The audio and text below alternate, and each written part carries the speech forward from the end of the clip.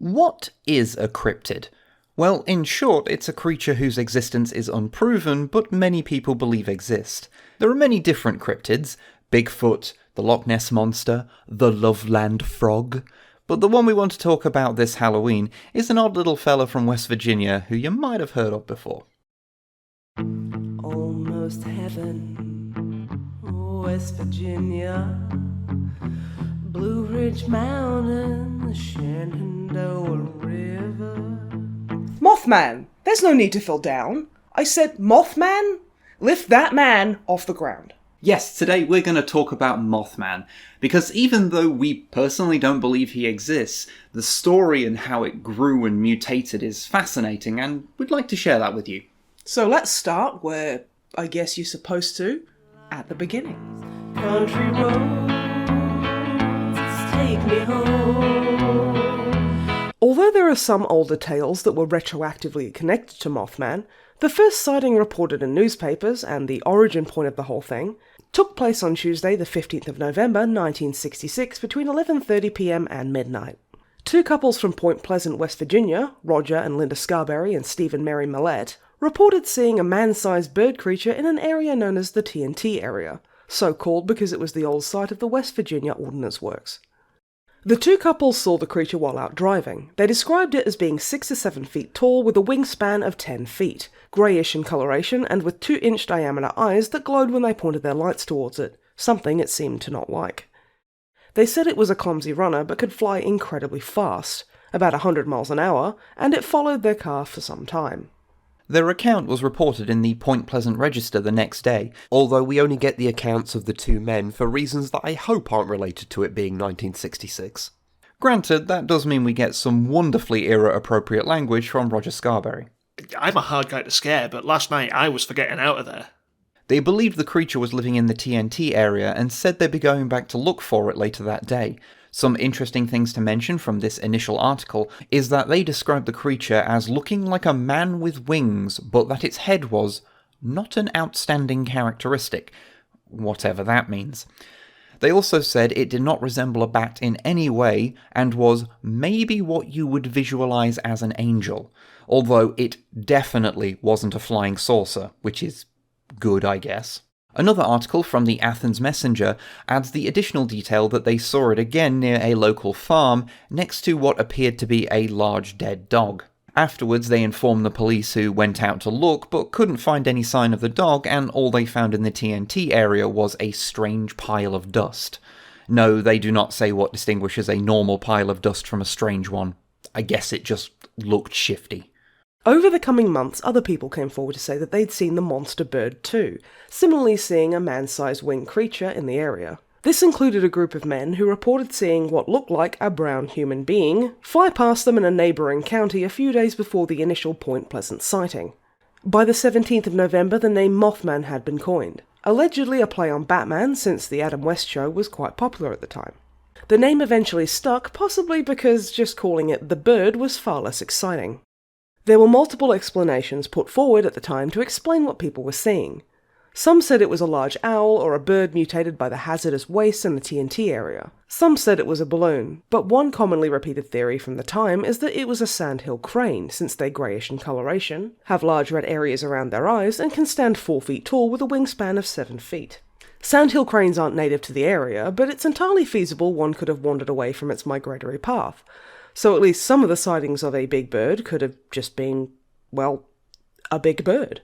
Regardless of what they were seeing, the sightings would continue for some time, with people flocking to Point Pleasant's TNT area each night hoping to get a glimpse of the elusive creature. Or in the case of some hunters, to shoot at it. Now, in a lot of these US cryptid stories, there's always somebody trying to shoot them to death. And I don't believe in Mothman or Bigfoot or anything like that, but even I'm like, what is actually wrong with you? Stop trying to shoot and kill these poor things. However, by December of 1967, these sightings started to dry up. And with the collapsing of a bridge on the 15th of December, the town's attention was diverted to the recovery effort and away from searching for a creature that may or may not exist. But that wouldn't be the end of it for the Mothman. Not by a long shot. To the place I belong. John Keel's 1975 book The Mothman Prophecies was not the first thing to elevate Mothman from being just a big bird to being a full-on supernatural entity. For example, Gray Barker's book The Silver Bridge did that in 1970. But this is the book that really, popularised the idea. And because I make very bad decisions, I've read it. John Keel was a journalist and ufologist, that is, someone who studies the UFO phenomenon, and he had some, let's say, interesting ideas. This book is basically him recounting his trip to Point Pleasant to investigate the Mothman sightings, a lot of it coming from interviews he had with locals who'd seen the creature. In all honesty, Mothman doesn't actually feature that much in the book, as he's just one part of a vast tapestry of stuff that Keel wants you to think of as connected. I'm sorry that the cover of our copy of the book is so boring, it's just one of the ones that came out when the movie did. We'll get to that in a second, don't worry.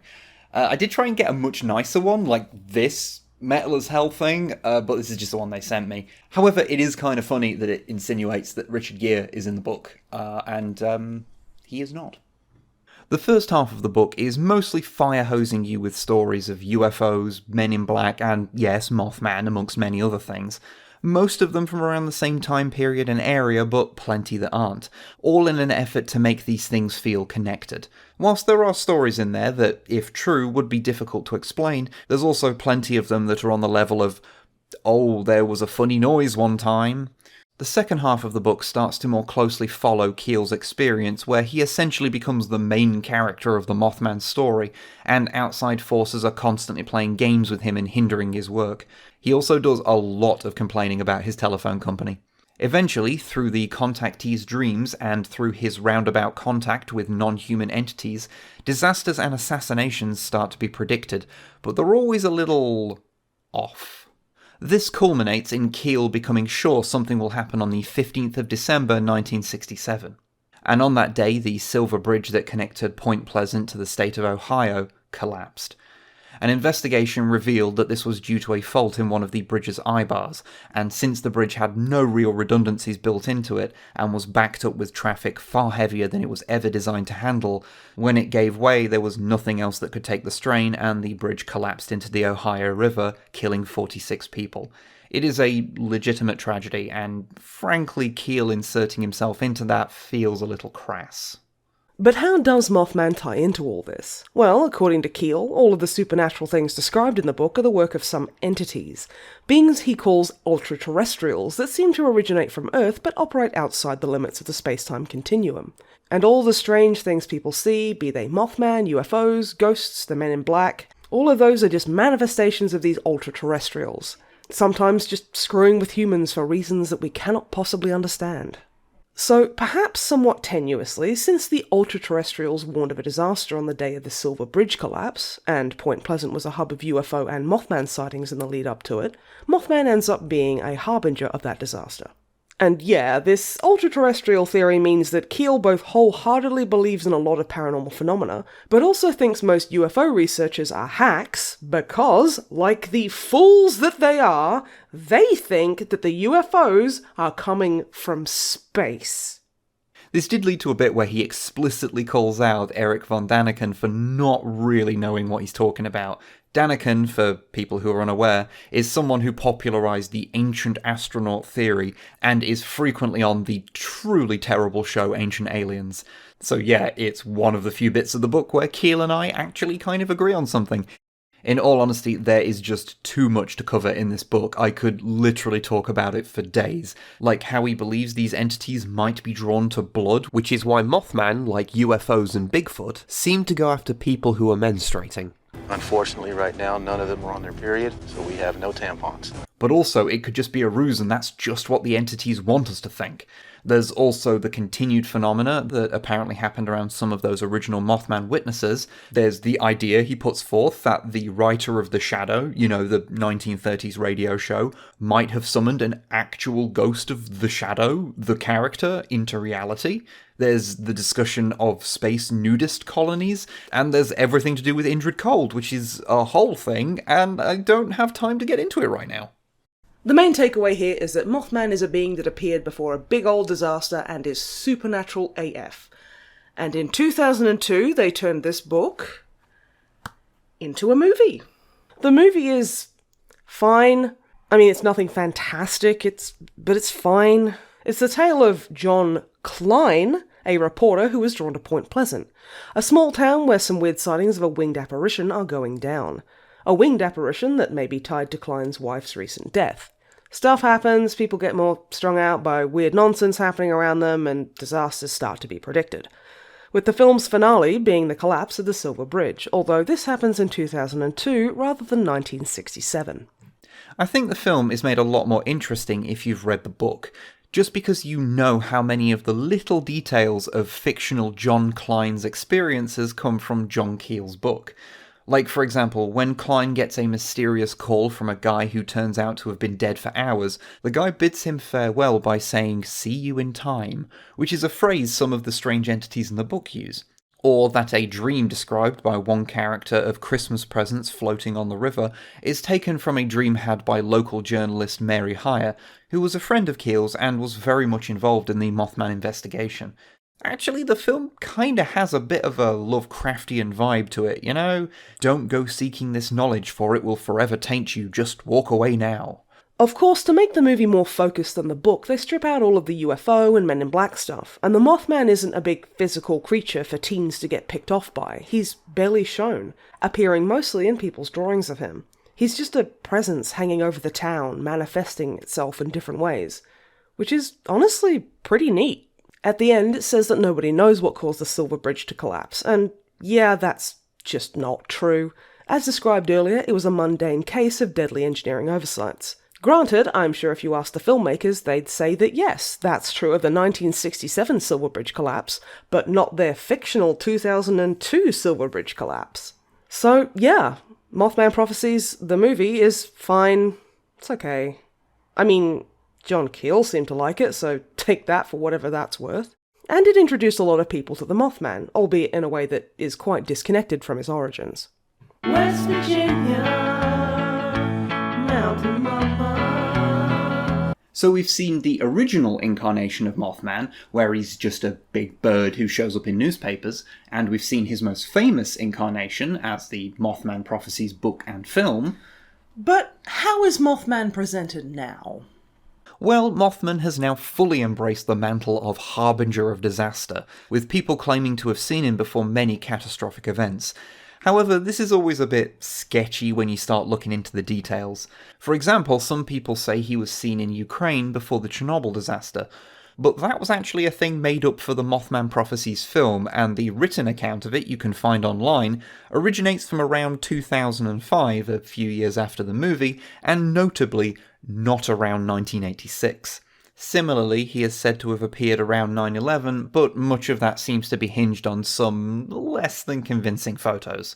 Now, that's not to say there haven't been plenty of quote-unquote legitimate sightings after the initial 13 months in the 60s, because there have, increasing after the movie's release, which I'm sure is just a coincidence. A recent one, in 2016, even got a picture, although most people are fairly certain it's just a bird who's caught a snake or something like that. There's actually been a bit of a spate of sightings around the Lake Michigan area in the last few years, with red, yellow, orange, and green-eyed Mothmans spotted. Yes, I'm afraid that just like whenever you try and buy RAM or any other PC component these days, Mothman now comes with RGB lighting whether you want it or not. These sightings range from being seen around O'Hare Airport, to just hanging around after Christian rock band Skillet played at the Wisconsin State Fair. Maybe he's just a fan. At this point, Mothman is really a bit of modern folklore, with the original sightings, Keel's nonsense, the movie, and a handful of other details that often have no factual basis intermingling to create a monster that is whatever he needs to be for the story in question. Sometimes he's a flesh and blood creature and all of Keel's ultra-terrestrial guff is excised. Sometimes he's a slightly see-through supernatural harbinger, and possibly cause of disaster. Sometimes the area around Point Pleasant is cursed. Sometimes there's some kind of portal that Mothman came through since he's an alien or from another dimension. Basically, there's an explanation or interpretation for everybody. There's been episodes on TV shows like Unsolved Mysteries and Monster Quest about him. Both of those have some utterly adorable recreations of sightings, by the way. They call it the Mothman. He's also had more fictionalised appearances, like in the video games Fallout 76 and the upcoming visual novel Mothman 1966. A game we must mention since it took us far too long to figure out how not to get mauled by coyotes in the demo, and by speaking about it in this video we can fool ourselves into thinking that that was a valid use of research time. There's also a 2010 movie just called Mothman where he's a slasher villain, which I'm sure somebody wanted. They hit him with a car. And we've not even mentioned the more whimsical and cutesy versions of him you'll see if you browse places like Etsy, or indeed the title cards used in this video. It's really easy to make him adorable, we couldn't help it. He's just a cute little baby Mothman, oh look at his feet! Although our favourite version of him is probably saviour of the town he terrorised. In the documentary, The Mothman Legacy from 2020, it mentions that after the Silver Bridge disaster, Point Pleasant, like so many small towns, began a slow decline. However, in 2002 they began holding an annual Mothman festival. In 2003 the Mothman statue with the unreasonably nice arse was unveiled, and in 2005 the Mothman Museum opened its doors. Since then, the festival has only gotten bigger, bringing thousands to the small town every year and doing wonders for its local economy. Now, we're not sure how accurate that is to reality, and feel free to let us know in the comments if you're an expert on the economic state of small West Virginian towns, but it's a nice story, isn't it? And if we ever find ourselves in West Virginia on the third weekend of September, you're damn right we're going on the hayride, buying ourselves Mothman shirts from the museum, and getting a selfie with Mothman's shiny metal bum. Oh yeah, the museum. So the Mothman Museum is a little place full of Mothman paraphernalia and information. You can even buy Mothman-themed hot sauce, and they have a 24-hour live stream of the Mothman statue on YouTube. So if you ever want to see what he's up to, well, you can. The answer is usually not much. The best thing about all this, the absolute cherry on the top of the Mothman-shaped cake, is that the museum has its own app, where you can learn about Mothman, you can learn about the museum, and get information about the Mothman Festival. But it also has a segment where you can submit your own Mothman sightings. These days, though, it's often used by people just getting really horny about Mothman. Mothman is very sexy. I'd very much like to marry him. I'm just trying to kiss Mothman. Does anybody else think that Mothman probably has a huge eggplant emoji tongue emoji? Oh, Mothman. Mothman could choke me and spit in my mouth and I'd thank him. I can't stop thinking about Mothman. His big wings wrapped around my body. His piercing red eyes staring into mine. Mothman, please. I need you. Is Mothman looking for a Mothman? Yesterday, I was walking through the woods. The air was cold and it was pitch dark. Suddenly, I felt a large, masculine presence behind me. I turned around and fell into the warm embrace of the Mothman. He pulled me into the brush and we spent the next 12 hours making passionate love. But seriously, what do his feet look like?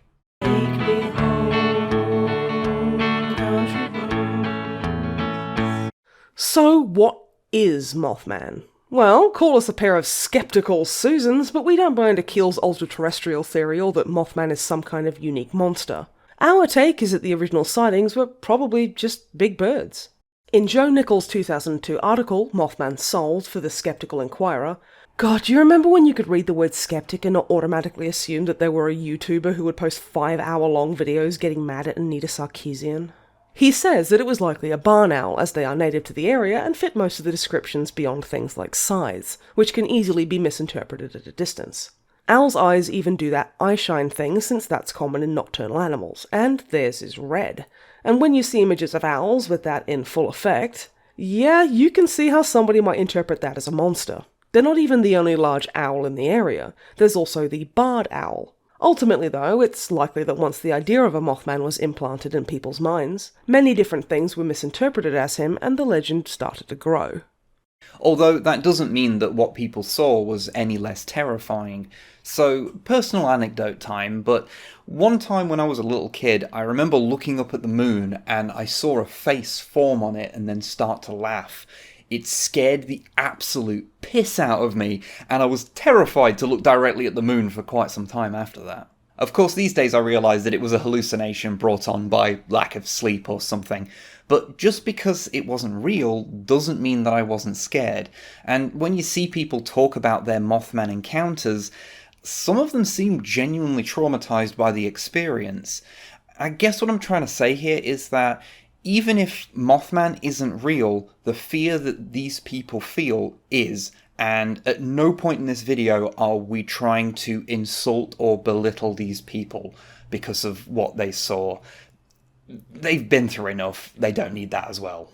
However, with all that said, there is the point that some of the reports could have been hoaxes or just plain old lies. If you spend any time looking around these kind of topics, you'll find a lot of that.